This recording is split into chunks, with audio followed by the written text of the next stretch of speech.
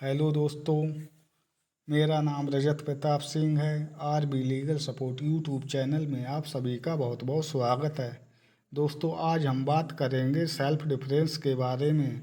दोस्तों, self defence क्या होता है तथा सेल्फ डिफेंस में आप किसी व्यक्ति को कितनी चोट पहुंचा सकते हैं, तो बने रहिए दोस्तों इस वीडियो के साथ। दोस्तों, भारतीय दंड संहिता की धारा 96 से लेके 106 तक की धाराओं में सभी व्यक्तियों को सेल्फ डिफेंस का अधिकार दिया गया है।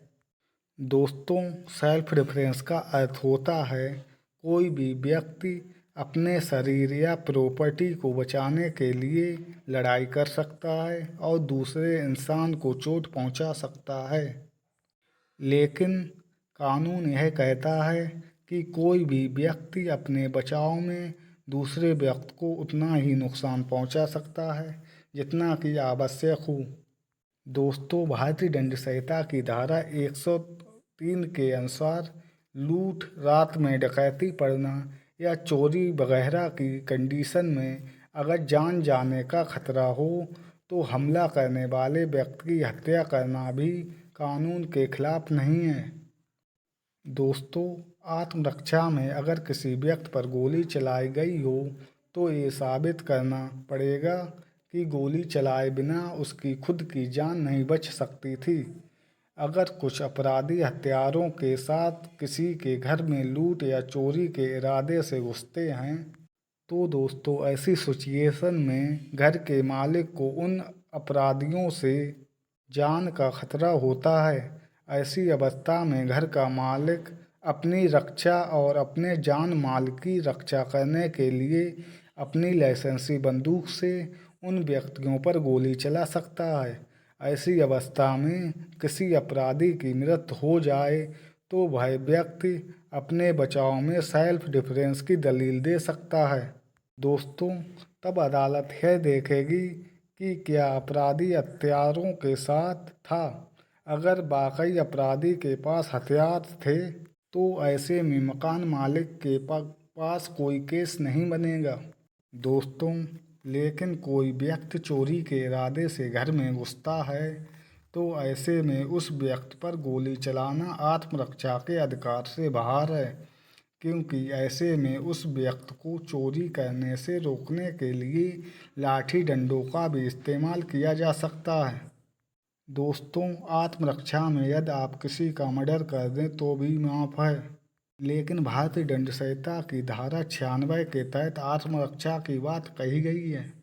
लेकिन वहीं भारतीय दंड संहिता की धारा 97 में यह कहा गया है कि प्रत्येक व्यक्ति को शरीर और माल की रक्षा करने का अधिकार है और वह सेल्फ डिफेंस में हमला कर सकता है और दूसरे को चोट पहुंचा सकता है।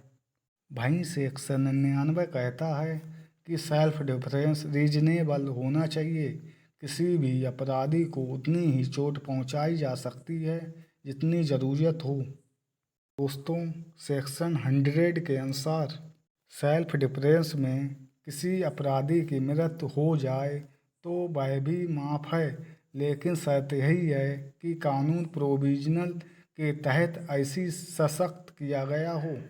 दोस्तों, यदि गंभीर चोट पहुंचने का खतरा हो, जैसे रेप, दुराचार जैसे अपराधों का खतरा हो या अपराधी अपहरण की कोशिश करे तो अपने सेल्फ डिफेंस के अटैच में अपराधी की मौत भी हो सकती है, तो अपना बचाव किया जा सकता है। लेकिन दोस्तों, यह सिद्ध करना पड़ेगा कि आपने जो अटैक किया है वह इनमें से एक कारण की वजह है। दोस्तों, 2015 से पहले कोई भी व्यक्ति अपनी प्रॉपर्टी के बचाव में कानून हाथ में ले सकता था और दूसरे को चोट पहुंचा सकता था। लेकिन 2016 में सुप्रीम कोर्ट में राजस्थान का एक केस आया जिसमें सेल्फ डिफेंस के दायरे को बढ़ा दिया। कोर्ट ने कहा, यदि कोई व्यक्ति अपने माता पिता और अपनी फैमिली पर हमला होते हुए देखे तो उनके बचाव में कानून हाथ में लेने का हक है। सुप्रीम कोर्ट का यह फैसला राजस्थान हाई कोर्ट के उस फैसले पर आया जिसे सुप्रीम कोर्ट में चुनौती दी गई थी। इसके बाद से अब अपने डिफरेंस में भी दूसरे को चोट पहुंचा जा सकती है। अपनी प्रॉपर्टी के डिफरेंस में भी कानून हाथ में लिया जा सकता है और साथ ही अपनी फैमिली पेरेंट्स पर कोई व्यक्ति हमला होते हुए देखता है तो भी कानून हाथ में ले सकता है। दोस्तों, मामला राजस्थान का था, जहां एक परिवार पर पड़ोसियों ने धारदार हथियार से हमला कर दिया था। वो बुरी तरीके से मुखिया ने जख्मी होकर दम तोड़ दिया था। इसके बाद पिता पर हमला होते देख उनके बेटे ने पड़ोसियों के साथ मारपीट कर दी थी। इस मामले में पहले राजस्थान के एक कोर्ट ने दोनों भाइयों को दोषी पाते हुए 2 वर्ष की सज़ा सुनाई थी और बाद में यह केस हाई कोर्ट में पहुंचा तो वहां भी उसकी सज़ा को बरकरार रखा गया। दोस्तों, उसके बाद हाई कोर्ट के फैसलों को दोनों भाइयों ने चुनौती दे दी थी। सुप्रीम कोर्ट के जस्टिस दीपक मिश्रा और शिवा कीर्ति सिंह के बेंच ने कहा कि ये सही है कि दोषी ठहराए गए दोनों भाइयों के लोगों के साथ मारपीट की थी, लेकिन सबूतों में थोड़ा फर्क है और जो मारपीट की गई थी वो उनकी फैमिली और अपने पेरेंट्स के बचाव में की गई थी। दरअसल दोनों भाइयों ने पेरेंट्स पर हमला होते हुए देखा, जिसे बचाने के लिए दोनों भाइयों ने बल का प्रयोग किया था, जिसे ट्रायल कोर्ट ने फैसला लिखते हुए ज़्यादा अहमियत नहीं दी थी। इसके चलते इसे दोषी करार कर दिया था। इसके बाद ट्रायल कोर्ट और हाई कोर्ट के फैसले को बदलते हुए सुप्रीम कोर्ट ने फैमिली डिफरेंस के लिए कानून हाथ में लेते हुए दोनों आरोपियों को सज़ा से मुक्त कर दिया था। दोस्तों, इसके बाद में कोई भी व्यक्ति अपने डिफरेंस में कानून हाथ में ले सकता है और प्रॉपर्टी के डिफरेंस में भी कानून हाथ में ले सकता है।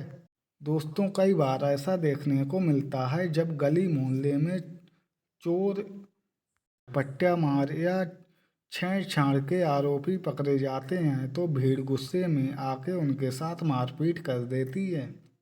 लेकिन दोस्तों, कानूनी तौर पर किसी भी ऐसे व्यक्ति के साथ मारपीट नहीं की जा सकती है। CRPC की सेक्शन 43 के तहत आम पब्लिक को यह अधिकार नहीं है कि कोई अपराध होने की अवस्था में वह आरोपियों को पकड़ सकती है, लेकिन कानून हाथ में नहीं ले सकती है। दोस्तों, आरोपियों के साथ पुलिस भी मारपीट नहीं कर सकती है। तो किसी भी व्यक्ति को कानून के तहत ही सज़ा दी जा सकती है। दोस्तों, अब आप समझ ही गए होंगे आत्मरक्षा का अधिकार क्या है। दोस्तों, इसी के साथ यह वीडियो यहीं पर समाप्त करते हैं। मिलेंगे एक नई वीडियो के साथ। दोस्तों, यदि हमारी वीडियो आपको पसंद आई हो तो हमारे चैनल को सब्सक्राइब कर देना और बेल आइकन को दबा देना। Thank you.